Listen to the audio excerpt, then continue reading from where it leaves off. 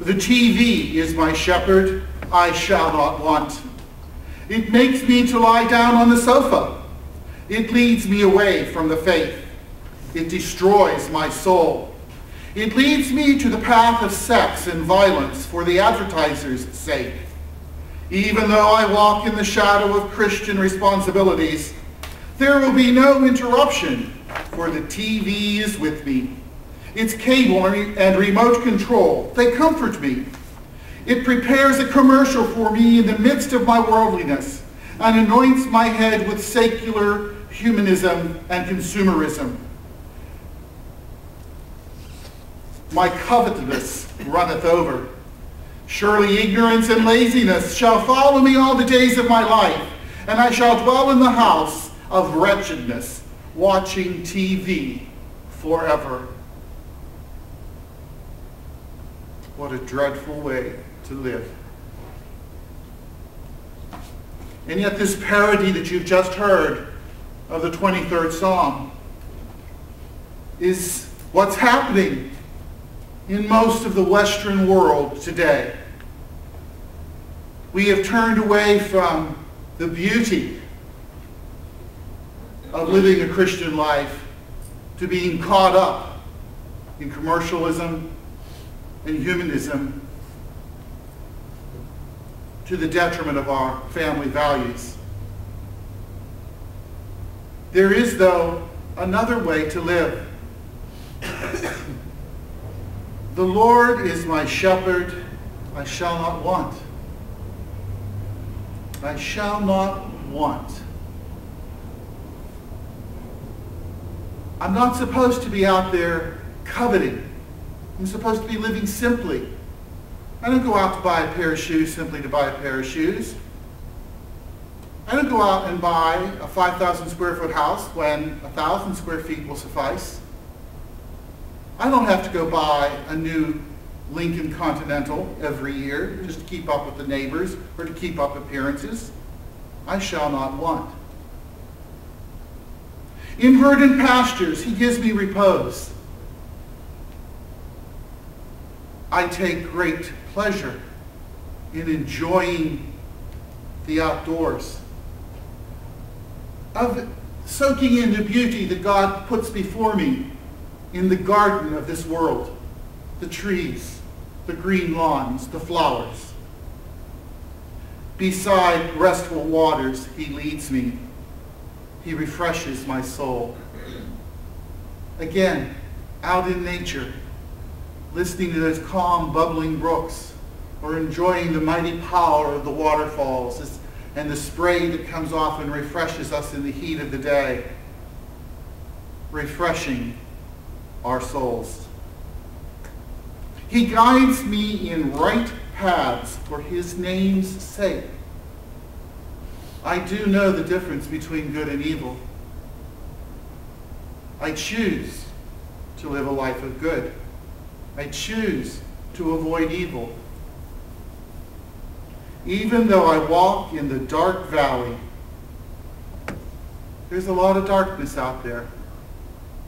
Some of us are walking unemployment, homelessness,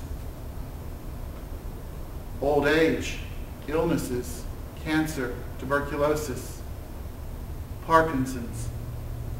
The list goes on. I fear no evil, for you are at my side. The Lord walks with us. Oh, we may not see him physically, but in our heart of hearts, as we talked about last week, we know that indeed the Lord is there for us. We have the sense of his being with us. Your rod and your staff, they give me courage. The rod and the staff, a shepherd's tools to guide us. Because we do accept the guidance of the Spirit, we're strengthened. We have courage to face what this world calls us to face, and not shrink and retire from it in fear and self-loathing. This is the beautiful way to live. A way that leads to life, peace, and true happiness. Jesus in the gospel today tells us that he came to tend the flocks and to make all of the flocks one. I wish to address this today because there seems to be a growing sense once again that one religion is better than another. And in truth, we all have the same God.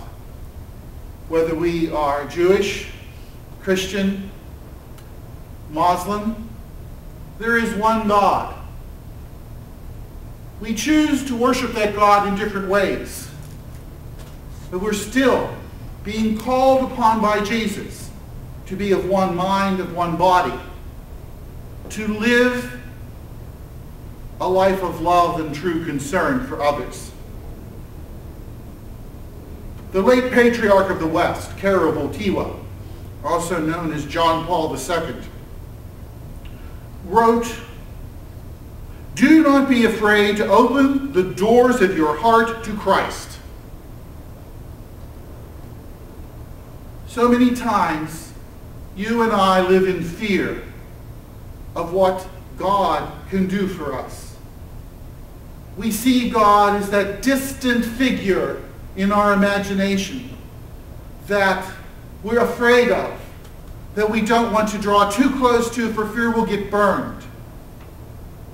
And yet God sent us his only Son to be one of us, to reach out and to touch us, to shepherd us, if you will, to guide us in the right paths, not from some distance, but right there in the trenches with you and with me.